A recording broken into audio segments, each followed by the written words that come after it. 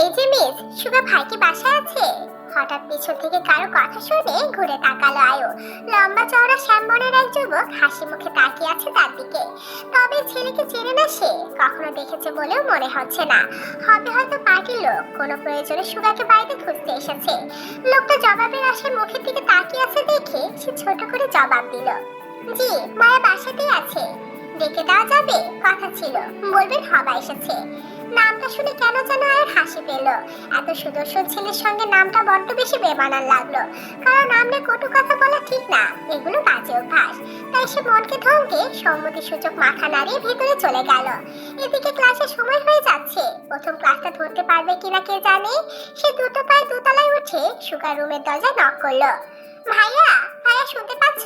এই ভাইয়া, তোমার সঙ্গে হবা নামের একজন দেখা করতে এসেছে। ঘুমে কাটা সুগার কোনো হুঁশ নেই, করা মেডিসিনের প্রভাবে গভীর ঘুমে তলিয়ে আছে। এদিকে আয়ু এক নাগারে নক করেই যাচ্ছে, এই জন্য সুগাকে ডাকতে আসতে চায় না। ডেকে ডেকে গলা শুকিয়ে মরুভূমি হয়ে যায়, তবুও সুগার কানে ডাক পৌঁছায় না। জাগুকের ঘুম খুব পাতলা, একবারে বেশি দুবার ডাকলেই উঠে যায়।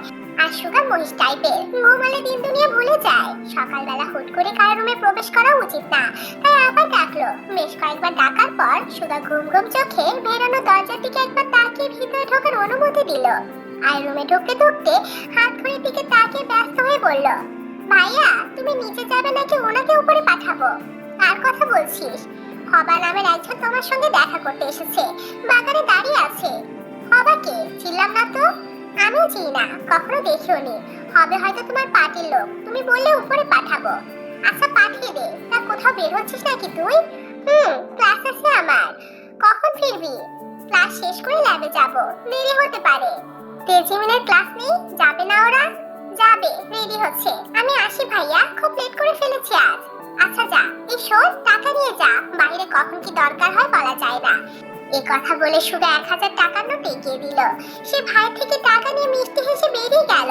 বের হতে হতে তেজিমিনও রেডি হয়ে রুম থেকে বের হলো। তিন বোন একসাথে যাবে, ভিন্ন সময় ক্লাস থাকলেও আজ যাচ্ছে একসঙ্গে। তে আয়ুর হাতে কলেজ ব্যাগ ধরিয়ে দিয়ে বুকে ফিরফির ঠিক করতে করতে দৌড়ে সিঁড়ি দিয়ে নামলো। গলা ফাটিয়ে আম্মু আম্মু করে ডাকতে ডাকতে রান্নাঘরে এসে পৌঁছালো। মায়ের কাছে ঘ্যান ঘ্যান করে ফুচকা খাওয়া টাকা হাতিয়ে বড় মাকে বলল, ও বড় মা, আর 20 টাকা খুচরো থাকলে দাও না। কচকচে 100 টাকা নোট দেওয়ার পরও মেয়ের কথা শুনে মিসেস কিছু কিছু বলার আগে মিসেস থামিয়ে দিলেন। এরপর 50 টাকা নোট বের করে হাতে ধরিয়ে দিয়ে তাড়া দিয়ে বললেন, ধর ধর, আয়রা চলে যাচ্ছে, তাড়াতাড়ি যা। এ তোরা সাবধানে যাস কিন্তু। আচ্ছা। মায়ের বকরি থেকে বাঁচতে তেও টাকানে ছুটলো আর পিছু পিছু দৌড়ে এসে ব্যাগটা কাঁধে তুলে নিয়ে বেরিয়ে পড়লো তিনজন। এদিকে হবা নামের ছেলেটা তখনও দাঁড়িয়ে ছিল বাগানের দিকটায়, সম্ভবত ফোনে কথা বলছিল। তাদেরকে দেখে কান থেকে ফোন সরিয়ে ঘুরে তাকালো। আর এক নজর তাকে দৃষ্টি সরিয়ে পা বাড়াতেই পেছন থেকে শুনতে পেল মেসেজ হবার উদ্দেশ্যে বললেন, এসো বাবা, ভিতরে এসো, সুগা তোমাকে রুমে ডাকছে। ওনার কথা শুনে হবা মিসেস জিনের পিছন পিছন বাড়ির দিকে পা বাড়ালেও তার নজর ছিল জীবন বাড়ির মেয়েদের দিকে। তিনটে পুতুল যেন চোখের সামনে। ছোটটাকে একটু বেশি সুন্দরী নাকি? নাম কি তার? কোন ক্লাসে পড়ে? স্কুলের গন্ডি পেরিয়েছে তো। জীবন নিবাসের মেয়েরা দেখতে এত সুন্দরী জানতো না সে, এই জন্যই কি তার বাবা বলেছিল, যাচ্ছ যাও, তবে জীবনদের মেয়েদের দিকে নজর দিও না। মেয়েগুলো ভালো হলেও ভাই দুটো ডেঞ্জারাস। একবার যদি দেখে তুমি বুড়েদের দিকে তাকিয়েছো, চিলের মতো উড়ে এসে কখন দু চোখ তুলে নিয়ে যাবে আফসোস করার সময় পাবে না।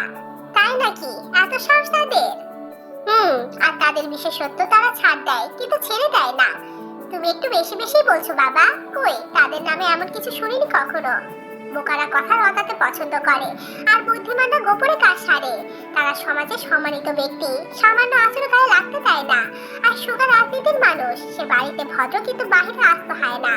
যতটুকু জানি সে কারো গায়ে হাত তুলে হাত নোংরা করে না, সরাসরি মাটিতে গেড়ে গলায় ছুরি চালায়। বাবার কথায় সে হেসেছিল, কারণ তার মনে হচ্ছিল বাবা তাকে মজা করে কথা বলছিল। কারণ এতগুলো বছর বিদেশে থাকলেও মেয়ে লেগেছে জড়ায়নি কখনো। কেউ বলতে পারবে না কখনো কোনো মেয়েকে কটূক্তি করেছে। এসবে ধারে কাছেও নেই সে, ভদ্রগোছের ভদ্র মানুষ কি না।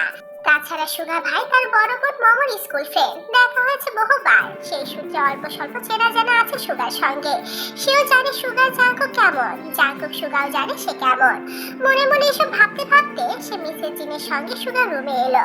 সুগা ততক্ষণে বিছানার হেডবোর্ডে হেলান দিয়ে বসেছে। সদ্য ঘুম থেকে ওঠাই চোখ খুলে আছে। পার্টির ছেলেরা বাসায় আসবে না, কড়া আদেশ জারি আছে যত ঝামেলাই হোক কেউ যেন বাড়িতে না আসে। তাহলে এত সকালে কে এলো, কার এত জরুরি দরকার পড়লো যে সাদের ঘুমটা 12টা বাজিয়ে দিল। তখন দরজা খুলে মিসেস জিনের সঙ্গে থাকা ছেলেটাকে দেখা মাত্রই কুচকানো বড় মসৃণ হলো। গভীরতার ছাপ সরে ঠোঁটে হাসি ফুটলো। হবা তাকে দেখে কিছু বলার আগেই সুগা বলল, যোগ তুই দেশে ফিরলি কবে? এসেছি গত সপ্তাহে। তা আপনার এই অবস্থা কেন ভাই? আমাদের পেশাতে এসব টুকটাক লেগেই থাকে, ছাড় সেসব, তোর খবর বল। সুগার কথা শুনে সে একটা কার্ড এগিয়ে দিয়ে জানালো তার বোনের অর্থাৎ সুগার ফ্রেন্ডের বিয়ে। মামা অবশ্যই তাকে যেতে বলেছে। বোনের কার্ড বিলানোর দায়িত্বটা তার ঘাড়ে পড়েছে, তাই আসতে হলো আর কি। সুগা হেসে ব্যান্ডেজ করা হাতে কার্ড খুলতে গিয়ে থেমে গেল। সে খুলতে পারছে না দেখে যে হোক কার্ড খুলে দিলে বয়ের নাম ধাম দেখলো, খোঁজ খবর নিল। তারপর সে ভিডিও কলে মোমোকে ফোন করে কিছুক্ষণ ফাজলামো করলো। মিসেস জিন চা নাস্তা নিয়ে গেলেন। তারা খেতে খেতে কিছুক্ষণ গল্প করে যে হোক বিদায় নিয়ে চলে গেল। কলেজ গেটের সামনে রিক্সা থেকে নেমে কাঁধে ব্যাগ ঝুলিয়ে পা বাড়ালো গেটের দিকে। তার বেস্ট ফ্রেন্ড সোহেল তার জন্য অপেক্ষা করছিল। সে সোহেলের সঙ্গে কলেজের ভিতরে চলে গেল। কলেজ মাঠে বিদেশি কয়েকজন ছেলে সাদা স্যান্ডো গেঞ্জি, সাদা লুঙ্গি ও মাথায় লাল গামছা বেঁধে হেঁটে বেড়াচ্ছে। তারা বিদেশি পর্যটক, মাত্র কিছুদিন হলো বাংলাদেশে এসেছে। এখানে এসে বাঙালিদের ঐতিহ্যবাহী পোশাক পরে বাংলাদেশ ঘোরার ইচ্ছে পোষণ করেছে। শিক্ষকরা তাদের অ্যালাউ করেছে। তারা অবশ্য হাঙ্গামা করছে না, আগ্রহ করে শুধু দেখছে। মাঝে মধ্যে ছবি তুলছে, কখনো নিজেরা নিজেরা বকবক করছে। তাদের দিকে কৌতূহল বশত তাকিয়ে আছে কলেজের অনেক স্টুডেন্ট। হাঁটতে হাঁটতে তার হঠাৎ দৃষ্টি আটকে গেল ইউনোর দিকে। এই ইউনো ছেলেটা জাঙ্কুকের ঘনিষ্ঠ ফ্রেন্ড। সেও গবেষক এবং জাঙ্কুকের সঙ্গে থাকে এক ফ্ল্যাটে। তার তো এখানে থাকার কথা নয়, তাহলে সে এখানে কেন? আর এই বিদেশিদের সঙ্গেই বা কেন? তখন সোহেল ইউনোকে দেখে বলল, ওই ছেলেটাকে চেনা চেনা লাগছে, কোথাও দেখেছে মনে হচ্ছে। ওইটা জাঙ্কুক ভাইয়ের বেস্ট ফ্রেন্ড ইউনো ভাইয়া। বাড়ির মেয়েরা তাড়াহুড়ো করে বেরিয়ে গেলে মিসেস জিনি সুগাকে একবার দেখে এলেন। মুখ ফুটে কিছু না বললেও মিসেস জিনের পাশ ঘেঁষে দাঁড়ালেন। ছোট চায়ের এই অভ্যাসের কথা ভালো করে জানেন মিসেস জিন। মিসেস জিনি যখনই কিছু বলতে চায় তখন এভাবে ঘুরঘুর করে, বোকা বোকা হাসে। যতক্ষণ না নিজে থেকে কিছু জিজ্ঞাসা করবে ততক্ষণ এভাবেই চোরকের মতো ঘুরতে থাকবে। আজও তার পাশ ঘেঁষতে দেখে মিসেস জিন ব্যাপারটা বুঝে এটো প্লেটগুলো ধুতে ধুতে বলল, কিছু বলবি মেছো? বল, জোরে কিছু। বড় ভাবে বলছিলাম যে সুগার একটা বিয়ে দিলে কেমন হয়? বয়স তো কম হলো না ছেলেটার, এমনও হতে পারে লজ্জায় কিছু বলে না। হঠাৎ এ কথা, ভালো কোনো মেয়ের সন্ধান পেয়েছিস? না না, তেমন কিছু না। সুগা জাঙ্কুক দুজনেই প্রাপ্তবয়স্ক। আজকে বিয়ে দিলে কালে ঘর আলো করে নাতি নাতনি আসবে, বাচ্চাদের কলকলানিতে ভরে উঠবে জীবন নিবাস। কিন্তু যাদের জন্য মেয়ে দেখবো ওরাই তো গুরুত্ব দেয় না। আমি বা মা হয়ে আর কত ভাবে বোঝাবো বল দেখি? ওয়াশরুম থেকে বের হতে গিয়ে সুগা আহত পায়ে ব্যথা পেয়েছে, রক্ত বের হচ্ছে।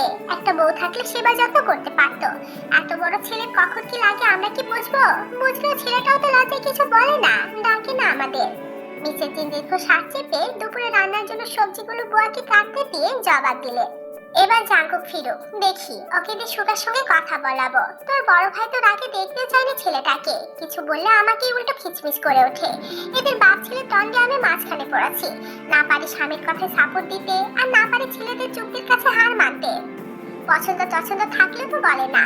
আমরা কতদিন জিজ্ঞাসা করেছি, তোমার দুই ছেলে মুখে পুরো পেটে বসে আছে। সুগা ফাজলামো করে কথা এড়িয়ে গেলেও জাঙ্কুক যেন কানেই শোনে না। বুঝি না বাপু, এরা কি চিরকুমার থাকার পণ করেছে নাকি? এর আগে একটা মেয়ে দেখতে গেলাম, আমাদের অফিসের স্টাফের শালী। কি যে সুন্দর মেয়েটা, সাজিয়ে গুছিয়ে রাখলে জানতো পুতুল যেন একটা। সুগাকে ছবি দেখালাম, সুগা বিয়েতে রাজি না দেখে জাঙ্কুকে কত করে বললাম। সে ফুসফুস করে বলল, বিয়ের প্রয়োজন অনুভব করলে জানাবো, তখন আয়োজন শুরু করো। আপাতত এসব বলে মাথা খারাপ করো না। তা প্রয়োজন অনুভব করবে কবে? অন্য বাড়ির ছেলেরা দেখি গোপনা গজাতেই বিয়ে বিয়ে করে মুখে ফেনা তুলে ফেলে। কত ছেলে মরতেও যায় বিয়ের জন্য। যত সব হয়েছে আমাদের বাড়ির ছেলেরা, বিয়ের কথা শুনতেই পারে না। এভাবে মিসেস জেনের সঙ্গে ছেলেদের নিয়ে কথা বলছিলেন। তখন মিসেস জিসুর কথা শোনা গেল। দেখি বকতে বকতে সিঁড়ি বেয়ে নামছেন উনি। এক গাদা জামা বের করে বিছানার উপর স্তূপ করে রেখে গেছে মেয়েটা। পরে একটা বের করে 5টা, তারপর পালা দিয়ে দলামলা পাকিয়ে রেখে চলে যায়। এত বড় মেয়ে হুঁশিয়ার এখন না হলে আর কবে হবে? এসব বকতে বকতে জামা কাপড়গুলো একা হাতে গুছিয়ে ময়লা কাপড় ধুয়ে ছাদে মেলে দিয়ে এসেছেন তিনি। হাঁপিয়ে গেছে। মেয়ের নামে অভিযোগের পশা খুলে বসলেন। তখন মিসেস জেনি মিসেস জিসুর উদ্দেশ্যে বলল, ছোট, তেকে নিয়ে ডাক্তারের কাছে যাওয়ার কথা ছিল না? কবে যাবি? সিরিয়াল দিয়েছিস? মিসেস জিসু তো কথা ভুলেই বসেছিলেন। মিসেস জিনের বলার পর ওনার স্মরণ হলো কথাটা। ওনার মুখ দেখে মিসেস জিন বিরক্ত হয়ে বললেন, মা হয়ে এত ভুলো মনে হলে কিভাবে হবে জিসু? দেখিস না মেয়েটার পিরিয়ডের প্রথম দিন কি অবস্থা হয়। স্বাভাবিক আর অস্বাভাবিক বলেও তো কিছু থাকে নাকি? মেয়ে মানুষের কিছু কিছু ব্যাপার নিয়ে অবহেলা করতে নেই। তুই না গেলে বল, আমি না হয় নিয়ে যাই মেয়েটাকে। যায়ের কথা বকায় মিসেস জিসু মুখ কাচুমাচু করে জানালেন উনি নিয়ে যাবেন। এরপর 3-4 মিলে গল্পে গল্পে হাতে হাতে সাংসারিক কাজকর্মে ব্যস্ত হয়ে পড়লেন। ঘড়িতে তখন 10:30 হবে। মিসেস জিনের ফোনটা হঠাৎ নিজস্ব স্বরে বেজে উঠল। উনি ড্রয়িং রুম থেকে ফোনটা হাতে তুলে নজর বুলিয়ে হাসলেন। নাম্বার দেখে মমতাময়ী মন দরদে উঠলে বলল। উনি কল রিসিভ করে হাসি মুখে জিজ্ঞেস করলেন, আব্বা কেমন আছো? ভালো আছি, তুমি কেমন আছো? বাড়ির সবাই কেমন আছে আম্মু? আমরা সবাই ভালো আছি। সকালে নাস্তা করেছো বাবা? না, সারা রাত ল্যাবে ছিলাম, কেবল ফিরলাম। একটা কথা জানাতে ফোন করলাম। কিছুক্ষণ পরে 5 জন গেস্ট যাবে বাসায়, লাঞ্চ সারবে। তুমি সামলে নিও প্লিজ। এরা পরিচিত নাকি অপরিচিত কেউ? বিদেশি সায়েন্টিস্ট, কিছু কাজের জন্য এসেছে আর কি। আচ্ছা আচ্ছা, তুমি আসবে বাবা? তোমার বাসায় তোমার গেস্ট আসছে, তুমি না থাকলে কিভাবে হবে? আমি আসছি। এই তো এয়ার টিকিট কনফার্ম করে তোমাকে জানালাম। আর আম্মু, ওরা কিন্তু কয়েকদিন থাকবে। সমস্যা নেই বাবা, তুমি শুধু সাবধানে চলে এসো তাহলেই হবে। মা ও ছেলে কথা শেষ করে কল কাটলেন। মিসেস জিন দুই যাকে গেস্টদের কথা বলতেই ওনারাও কাজে লেগে পড়লেন। ভাগ ভাগ করে কাজ বেছে নিলেন। আপ্যায়নের যেন ত্রুটি না থাকে সেই ব্যবস্থা করলেন। ক্লাসে যায়নি। নরম ঘাসের উপর বসে সোহেনের রানা তেঁতুল খাচ্ছে, গল্প করছে। সোহেনের দৃষ্টি তখনও বিদেশিদের দিকে। বিদেশিরা রিক্সা চড়ে ঘাসের উপর ঘুরছে, কখনো নিজেরাই রিক্সা চালাচ্ছে। রিক্সা টেনে সামনে এগোতে না নিতে পারলে নিজেরা হাসাহাসি করছে। কিছুক্ষণ সেদিকে তাকিয়ে সোহেন ইউনোকে ইঙ্গিত করে বলল, তাই ইউনো মিয়া বিদেশিদের সঙ্গে করছেটা কি? কি আশ্চর্য, আমাকে বলেছে নাকি? তুই কি জিজ্ঞাসা করে আয়। জাঙ্কুক ভাই কিছু বলেনি তোকে? নিজে বাঁচতে চাইলে খবরদার বলছি ওনার নাম মুখেও নিবি না। ওনার মতো বিটকেল জাতের কাজের কারো আছে কিনা জানা নেই। কপালে খারাপ পাল। এভাবে বলছিস কেন রেতে? জাঙ্কুক ভাইয়ের মতো এত ভদ্র ড্যাসিক ছেলে হয় নাকি? তা আবার সায়েন্টিস্ট। এ অবধি কি কি আবিষ্কার করেছে জাঙ্কুক ভাই, জানিস কিছু? ব্যাঙের ছাতা নিচে বছরের পর বছর কিভাবে বসবাস করা যায় সে গবেষণা চালাচ্ছেন উনি। রেগে যাচ্ছিস কেন? বল না একটু শুনি। কি বলবো, সে শুধু দেখতে ড্যাশিং না, তার হাতে চালা কাটের বাড়ি আরো ড্যাশিং। Sweet, tasty. খাবি একবার? টেস্ট কর, ভালো লাগবে। মায়া আবার তোকে মেরেছে? শুধু মারিনি, ফোনটারও জান কবজ করেছে। যাওয়ার সময় সবাইকে গিফট দিয়েছে, আমাকে দেয়নি। লাগবে না তার দেওয়া গিফট। সুগা ভাইয়া বলেছে সুস্থ হলে আমাকে শপিং করাতে নিয়ে যাবে। এ কথা বললেও মুখ ভার করে ঘাসের দিকে তাকিয়ে রইল। জাঙ্কুকের এমন ব্যবহারে ভীষণ কষ্ট পেয়েছে সে। আয়রা জিমিনকে দুটো ড্রেস দিয়েছে জাঙ্কুক, সঙ্গে ম্যাচিং হেজাব। ইয়ঞ্জুরা সোবিনকে রিমোট কন্ট্রোল হেলিকপ্টার, আর তাকে দিয়েছে দুঘা চালাকাটের বাড়ি। এবার এসে কবেকার রাত তুলেছে কে জানে। তার বেজার মুখ দেখে সোহেনও কিছু বলার সাহস পেল না। এখন কিছু বললেই তার সমস্ত রাত তার উপরে পড়বে। হঠাৎ সোহেনের হাতে ফোনটা কেড়ে নিয়ে ফটাফট নাম্বার তুলে কাউকে কল দিল। অপর পাশে মানুষটা কল তুলছে না। সে হালকা ছেড়ে একের পর এক কল দিতেই থাকলো। 4 বারের বেলায় কল তুলে গমগমে স্বরে বলে উঠল, Jeon Jungkook speaking, who are you? নিশ্চুপ, কারো কথা না শুনে হ্যালো হ্যালো করে শেষমেশ কলে কেটে দিল অপর পাশে মানুষটা। তাতে তের আগের পারও দ্বিগুণ বাড়লো। সে আবার কল করলো সেই নাম্বারে। সুহেন বসে বসে তার কাণ্ড দেখছে। এবারে কল বেঁচে পেয়েছে। শেষ মুহূর্তে কল রিসিভ হতে সে গলার স্বর পরিবর্তন করে ন্যাকা সুরে বলল, দূষিত বলছেন? না, দূষিত সাহেব ভালো হয়ে যান, ভালো হতে টাকা লাগে না। ব্যথা কমে গেছে? কিসের ব্যথা? এই যে চেলা কাটে দুঘা দিয়ে এলাম তার ব্যথা। থতমত খেয়ে গেল। নিষেধ করেছিলাম না আমার সঙ্গে চালাকি না করতে। তে মুখ লটকে তাকিয়ে আছে সোহেনের দিকে। ইস, মুখে ওড়না গুজে কথা বলে কি লাভ হলো? বুঝেই তো ফেললো। মুখ থেকে ওড়না বের করে সে কিছু বলার আগে জাঙ্কু বলল, কলের কারণ? আপনাকে একটু দরকার ছিল। কেন? সুকেজে সাজিয়ে রাখার জন্য। এ কথা বলে তে কল কেটে ফোনের দিকে তাকিয়ে মুখ ভেঙচি দিয়ে বলল, দিলাম খোঁচা, এবার মারেন দেখি কেমন পারে। এই কথা বলে তে সুন্দর করে হাসলো। এবার শান্তি লাগছে। সেও বুঝুক কাউকে খোঁচা মার্কা কথা বললে কেমন লাগে। সে স্বস্তির নিঃশ্বাস ফেলে জাঙ্কুকের নাম্বার ডিলিট করে সোহানকে ফোন ফিরিয়ে দিল। আজ একটু বেশি সাহস দেখিয়ে ফেলেছে, কারণ সে জানে জাঙ্কুক এবার দেরি করে বাড়ি ফিরবে। বড় মাকে তাই বলতে শুনেছে, দেরি করে এলে ভুলে যাবে আজকের কথা। এই কথা ভেবে একটু খোঁচালো আর কি। এখন জাঙ্কুক খোঁচা খেয়ে দিন পার করুক। তখন দুপুর 1:35। আর সোহেল কলেজ থেকে বের হয়ে ফুটপাত ধরে হাঁটছে। মুখ ভাত দুজনেরই। ক্লাস করবে না বলে জারোর কাছে নিচে নিজেদের আড়াল করে বসেছিল, যাতে কেউ দেখতে না পায়, না খোঁজে। কিন্তু হঠাৎ জানতে এক ছাড় সেখানে উপস্থিত হন। একের পর এক প্রশ্ন করতেই থাকে। অতঃপর প্রশ্নের তোপে পড়ে অগত্যা তাদেরকে ক্লাসে যেতেই হয়েছে, এবং সবগুলো ক্লাসও করতে হয়েছে। মাথার উপরে চড়া রোদ, ভাবসা গরম, গাছপালা থম মেরে আছে যেন পাতা নড়লেও যাবে। এই রোদের মধ্যে না হেঁটে সোহেলকে বিদায় জানিয়ে রিকশায় উঠে বসলো। অতঃপর জিও নিবাসের গেটের সামনে নেমে ভাড়া মিটিয়ে ভিতরে প্রবেশ করলো। মূল ফটকটা অতিক্রম করে যেতে যেতেই হঠাৎ বাগানের দিকে নজর পড়লো। বেশ কদিন হলো বাগান মুখ হওয়া হয় না তে। বিগত সপ্তাহে মেজো আম্মুর সঙ্গে লেবু আনতে গিয়েছিল, তারপর এদিকে পা মারানো হয়নি। তাছাড়া জাঙ্কুক বাড়ি থাকলে গাছে উঠতে পারে না, উঠলে মারে বকে ধমকায়। মার খাওয়ার ভয় গাছে ওঠে না, নয়তো গাছে উঠে ফল পাড়তে একাই 100 সে। হঠাৎ কি ভেবে যেন সে বাগানের দিকে গেল। রোদে গরমে কলেজের ড্রেসের অবস্থা খারাপ, তবুও সেদিকে পাত্তা নেই তার। দুটো বিড়ালের মারামারির শব্দ শুনে সেদিকে পা বাড়িয়েছে। তার পায়ের শব্দ শুনে দুটো বিড়াল দুদিকে দৌড়ে পালিয়ে গেল। ফেলে রেখে গেল সদ্য ফোটা পাখি দুটো ছানা। বেঁচে আছে ছানা দুটো, নড়ছে এখনো। সে ছানা দুটো দেখে হাতে তুলে আশেপাশে তাকিয়ে দেখলো। কোন গাছে পাখি দুটোর মায়ের বাসা বুঝে উঠতে পারলো না, তবে মাথার উপর বড়ই গাছ দেখে বুঝলো পাখির বাসা এখানেই হবে। সে কলা পাতা ছিঁড়ে পাখির ছানা দুটো রেখে পিছু সরে একটু আড়ালে লুকিয়ে রইল। মা পাখিটা কিচিরমিচির শব্দে হাজির হয়ে মুখে করে তার বাচ্চা দুটোকে চলে গেল। ভর দুপুরে ভালো একটা কাজ করে মনটা ফুরফুরে হয়ে গেল। তারপর কি ভেবে গাছের দিকে তাকিয়ে ভাবলো, অনেকদিন পেয়ারা মাখা খাওয়া হয় না। যে ভাবা সেই কাজ। কাঁধের ব্যাগটা মাটিতে রেখে তরতর করে গাছের উপর উঠে ডাসা ডাসা গোটা কয়েকটা পেয়ারা ছিল। এদিক ওদিক তাকিয়ে গাছের ডালে বসে তৃপ্তি সহকারে খেলো। পেটে ক্ষুধা থাকায় মনে হচ্ছিল পেয়ারা না, যেন অমৃত খাচ্ছে। নিজেদের বাগানে তারা খাওয়ার ভয় নেই, ধমকানোরও সুযোগ নেই। যে ধমকানোর সে তো বাড়িতেই নেই, তাহলে কিসের ভয়? এসব ভেবে সে ইচ্ছে মতো দেখে দেখে বেছে বেছে পেয়ারা নামিয়ে নিচে নামলো। তারপর সেগুলো ব্যাগে পুরে চললো বাড়ির ভিতরে। গাছে উঠতে নামতে গিয়ে ড্রেসটা নষ্ট হয়ে গেছে। না ধুলেই নয়, তবে সে ধুবে না, কারণ এই বাহানায় আগামীকাল কলেজ মিস করবে। মনে মনে এমন দুষ্ট পরিকল্পনা এঁটে চেঁচিয়ে আম্মু আম্মু করে ডেকে ফুরফুরে মেজাজে ড্রয়িং রুমে পা রাখতেই থমকে দাঁড়িয়ে গেল। তার ডাক শুনে উপস্থিত কয়েকজনের চোখের দৃষ্টি তার দিকে নিবদ্ধ। সে মুখ কাচুমাচু করে দুটো পা ফেলে রান্নাঘরের দিকে ছুটলো।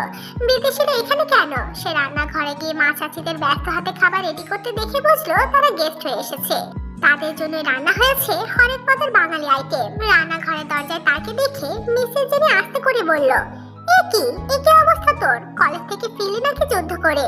এরা কারা মেজো আম্মু? জাঙ্কুকের গেস্ট। যা তাড়াতাড়ি ফ্রেশ হয়ে আয়। জাঙ্কুকের গেস্ট কথাটা তার মস্তিষ্কে টোকা দিল। ঢোক গেল কয়েকবার। মস্ত বড় ডাইনিং টেবিল জুড়ে সিট দখল করে বসে আছে চেনা অচেনা মানুষজন।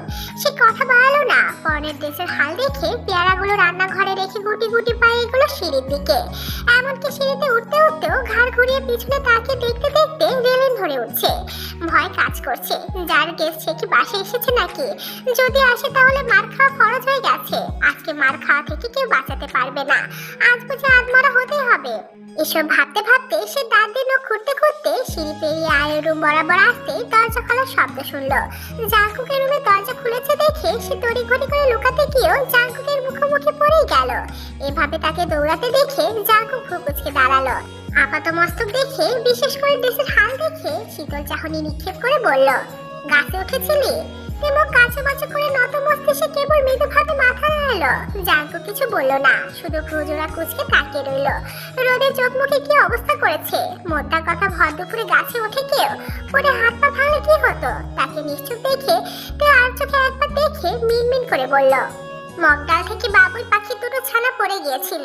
ছানা দুটো তুলে দিতে গাছে উঠেছিলাম, আর উঠবো না। আপনি কখন এলেন জাঙ্কুক ভাই? আপনার না দেরিতে ফেরার কথা ছিল?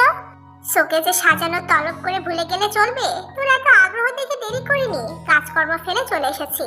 চল এবার শোকেজে সাজাবি আমায়। তের মুখটা চুপসে গেল। সে চুপসানো মুখ নিয়ে মায়া মায়া সুরে শেষ প্রচেষ্টায় নামলো। এই মুহূর্তে মিষ্টি মিষ্টি কথায় যদি একবার পালিয়ে বাঁচতে পারে, ভুলেও রুমের দরজা খুলবে না। তবে তার কাছে জাঙ্কুকে ঘায়ল করার একটা অস্ত্র আছে। হঠাৎ কোথা থেকে যেন তার অসীম সাহস উদয় হলো। সে মিষ্টি কথায় পটাতে না পারলে সেই অস্ত্র কাজে লাগাবে বলে ভেবে নিল। অতঃপর সে বলল, মজা করে বলেছি, তাই আমি ক্ষমা প্রার্থী। এরপরেও যদি মারে, আমি কিন্তু বড় বাবাকে বলে দেব আপনি সিগারেট খান। এই কথা বলে জাঙ্কুকের চোখে চোখ রেখে তাকালো। তাকাতেই মনে হলো ভুল করে ফেললো নাকি আরেকবার। ভয়ে বুকটা দুরু দুরু করে কাঁপতে লাগলো। তবে তাকে অবাক করে দিয়ে জাঙ্কুক পাল্টা জবাব দিল না, পাশ কাটিয়ে চলে গেল।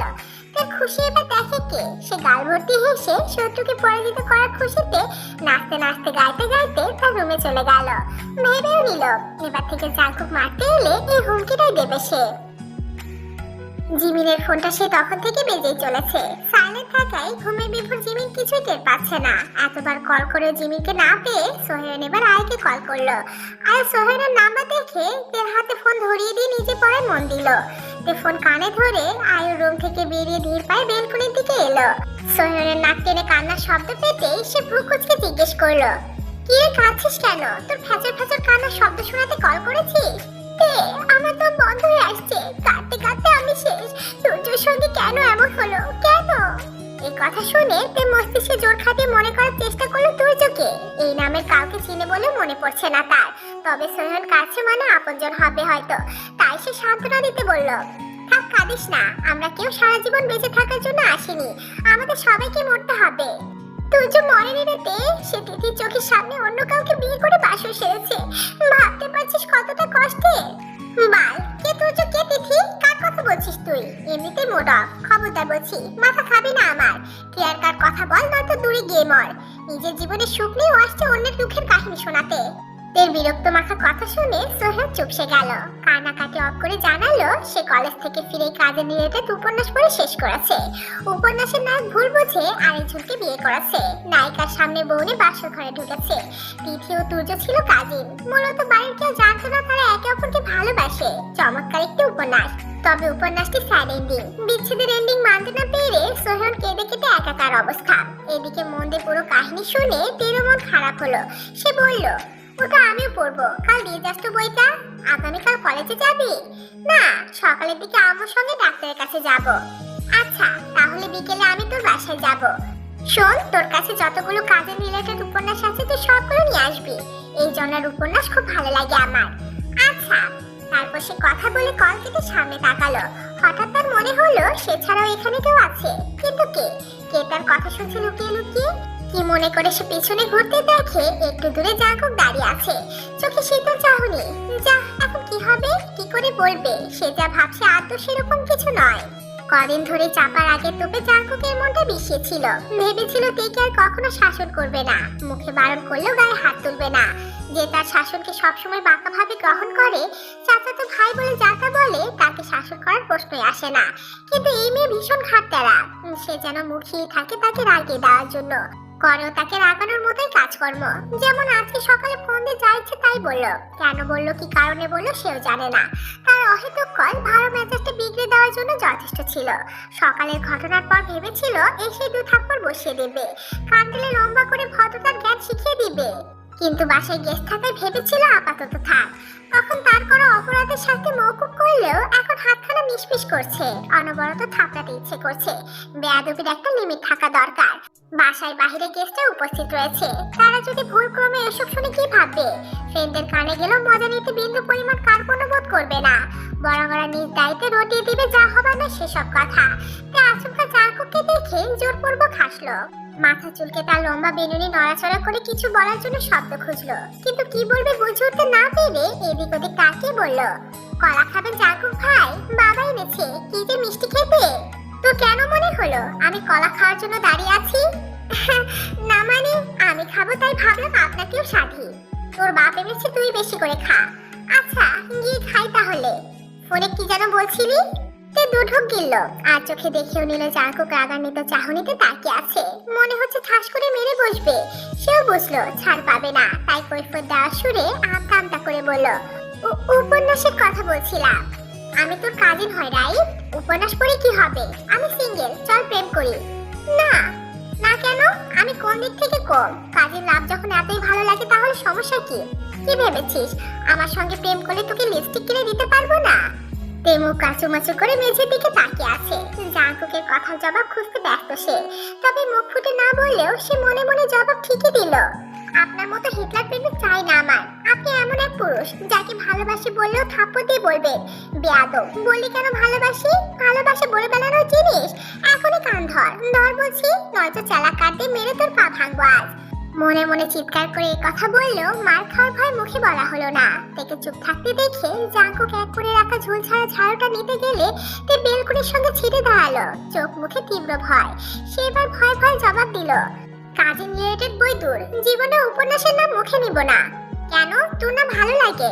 কিছুক্ষণ আগেও ভালো লাগতো, এখন আর ভালো লাগছে না। ওসব পচা বই, পচা জিনিস থেকে দূরে থাকা উত্তম। এই কথা বলতেই সুগা তখন খুঁড়িয়ে খুঁড়িয়ে এসে জাঙ্কুকের পাশে দাঁড়ালো। সে রিমান্ডে চলছে দেখে হাসতে হাসতে বলল, এখন রুমে যা, জাঙ্কুকের ফ্রেন্ড এদিকে আসছে। কয়েক জোড়া পায়ের পদধ্বনি কানে আসতে তের কিছু বলারও সুযোগ হলো না। দ্রুত স্থান ত্যাগ করলো। সবসময় তার সঙ্গে এমন হয়, বলতে যায় এক, মানুষ বুঝে বসে থাকে আর এক, করতে যায় এক, ঘটিয়ে বসে থাকে আর এক। জীবনটা বেদনার। তাকে যেতে দেখে সুগা বলল, ছোট মানুষ, কি বলতে কি বলেছে বাদ দে। কথার ধার দেখে কিন্তু মনে হয় না ছোট মানুষ। ওইটুকু ধার না থাকে কি মনে হবে জীবনবাড়ির মেয়ে? এবার বল, ল্যাবের কাজ কতটুকু হলো? ঢাকা থেকে একেবারে ব্যাক করবি কবে? কাজ এখন একটু বাকি আছে, কাজের উপর ডিপেন্ড করছে সব। এসব বলতে বলতে সুগা পেতে রাখা চেয়ারে বসলো। এইটুকু পথ হেঁটে আসতে গিয়ে হাঁপিয়ে উঠেছে, ক্ষত স্থানে টান পড়েছে।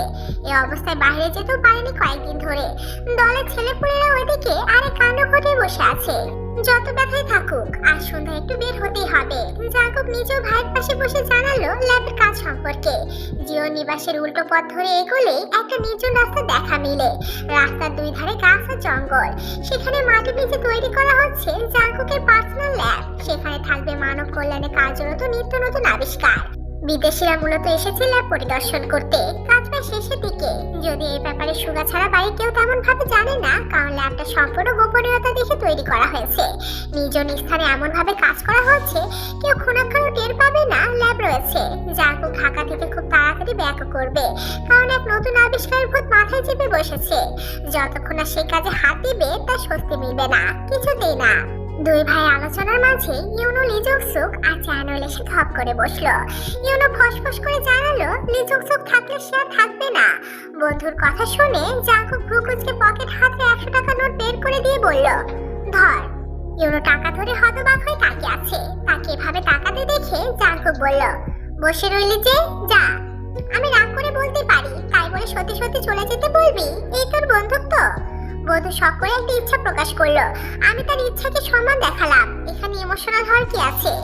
তাই তো তোর বন্ধু আমাকে কুত্তার দৌড়ানি খাওয়ালো। আমি আর একটু হলে পটল তুলতাম। সেসব কিছুই না, সাধারণ একটা কথা বললাম তাতেই। যা শালা, তোদের কারোর সঙ্গে কথা বলবো না। জাঙ্কুক এবার লিজংসুকের দিকে তাকালো। কে বলবে এই ছেলেটা সবাইকে খোঁচা মেরে বেড়ায়? এই যেমন ইউনোকে কুত্তার দৌড়ানি খাইয়ে কি সুন্দর গোবেচারা মুখ করে তাকিয়ে আছে। চেহারাখানা দেখে যে কেউ বলবে ভাজা মাছটি উল্টে খাওয়া জানে না। তাকে তাকাতে দেখে লিজংসুক দাঁত কপাটে বের করে বলল, আমি কিছু করিনি ভাই, পুরো ঘটনাটা শোন। রাস্তার ধারে একটা লাল কুকুর শুয়েছিল। আমি শুধু পিছন থেকে তার ইয়েতে সুড়সুড়ি দিয়েছি, কিন্তু কুকুরটা আমার পিছনে দৌড়ানি না দিয়ে ইউনোর পিছনে ছুটতে শুরু করলো। এখানে আমার কি দোষ? আমি কি কুকুরকে বলেছি ওর পিছনে যা? লিজংসুকের কথা শুনে সুগা হুক করে হেসে উঠল। চ্যানুয়েল মিটি মিটি হাসতে হাসতে বলল, আর একটু হলে ইউনোর বিয়ের সাথে মিটে যেত। ছোটবেলায় ইউনো মানুষকে কামড়াতো, এখন কুকুরটা বোধহয় তারই শোধ নিল। এই কথা বলতে না বলতেই ইউনো এক ঘুষি বসিয়ে দিল চ্যানুয়েলের বাহু বরাবর। এরপর শুরু হলো ইউনো, চ্যানুয়েল এবং লিজংসুকের মধ্যে তর্ক বিতর্ক। আর জাঙ্কুক বিরক্ত মুখে তাকিয়ে রইল। তিনজন সারাক্ষণ মেয়ে মানুষের মতো সামান্য ব্যাপারেও ঝগড়া করে। ঝগড়া থামাতে গেলে তার সঙ্গে তুমুল ঝগড়া বেঁধে যায়। পরে নিজেরা সরি বলে দাঁত বের করে হাসে। লজ্জা বলেও কিছু নেই এদের। এরা শুধু কাজের সময়টুকু সিরিয়াস থাকে। সেই সময় তারা সায়েন্টিস্ট রূপে ফিরে আসে। দূরদর্শিতা, গম্ভীরতা, বুদ্ধিমত্তা তাদের চেহারায় স্পষ্টভাবে ফুটে ওঠে। দুই বিদেশি এদের সঙ্গে মিশে বাদে তৈরি হয়েছে। সুগা চুপ করে এতক্ষণ এদের কথা শুনছিল। জাঙ্কুকের আগে কখনো বাসায় বন্ধুদের আনেনি, এবারই প্রথম। আনার যথাযথ কারণ রয়েছে বটে। প্রতিটা পেশায় একজন শিক্ষাগুরু থাকে, ওনার থেকে হাতে খড়ি হয় সব কাজের। এরপর শিষ্যরা যখন শিখে যায় তখন তাদেরকে ছেড়ে দেওয়া হয় নিজেরা কিছু করে দেখানোর আশায়। বিগত 5 বছরে তারা শিখেছে অনেক কিছু, এবার তাদেরও কিছু করে দেখানোর পালা। নিজেদের আবিষ্কার দিয়ে নিজেদের নাম তৈরি করার পালা। হঠাৎ সুগার ফোন বেজে উঠলো। সে কল রিসিভ করে হ্যালো বলতেই শোনা গেল জিহপের গলা। জিহপ দু একটা কথা বলে তার বাবার হাতে ফোনটা ধরিয়ে দিল কথা বলার জন্য। সুগা ওনাকে বিনয়ের সুরে সালাম দিয়ে কুশল বিনিময় করলো। ভদ্রলোক হয়তো কথা না বাড়িয়ে সরাসরি আসল প্রসঙ্গে এলো। সুগা বাবা, বলছিলাম যে বোনের বিয়ে দেবে না? আমার তো 3টে বোন। কার কথা বলছেন আঙ্কেল? আয়ু মায়ের কথা বলছি। বোন বড় হয়েছে, বিয়ে তো দিতে হবে, কিন্তু হঠাৎ এ কথা? যে ওকে তো তুমি ছোট থেকেই চেনো, পাত্র হিসেবে কেমন এটাও জানো। ওই জন্যই আয়ুর হাতটা চাইছি বাবা।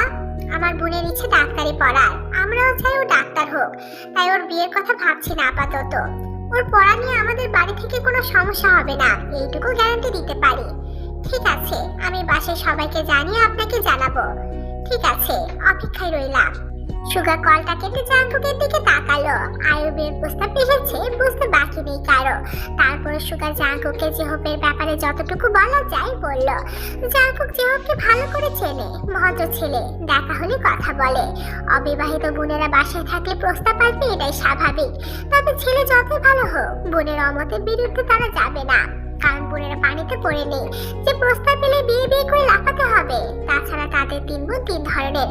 খুব ছোট থেকে আয়ু খুবই নরম মনের, কারো কান্না দেখতে পায় না সে, কাউকে কাঁদতে দেখলে নিজেও কাঁদে। আর জিমির খুব চাপা স্বভাবের, মনের কথা কাউকে বুঝতে দেয় না, হোক সেটা কারো প্রতি তীব্র রাগ বা অভিমান। বাকি রইলের কথা, সে যেন খোলা আকাশের মুক্তমনা পাখি। মুক্ত মনে উঠতে পছন্দ করে সে, যেই তাকে উঠতে নিষেধ করে সেই তার জাতশত্রু, চোখের বিষ। তার জলজান্ত উদাহরণ জাঙ্কুক।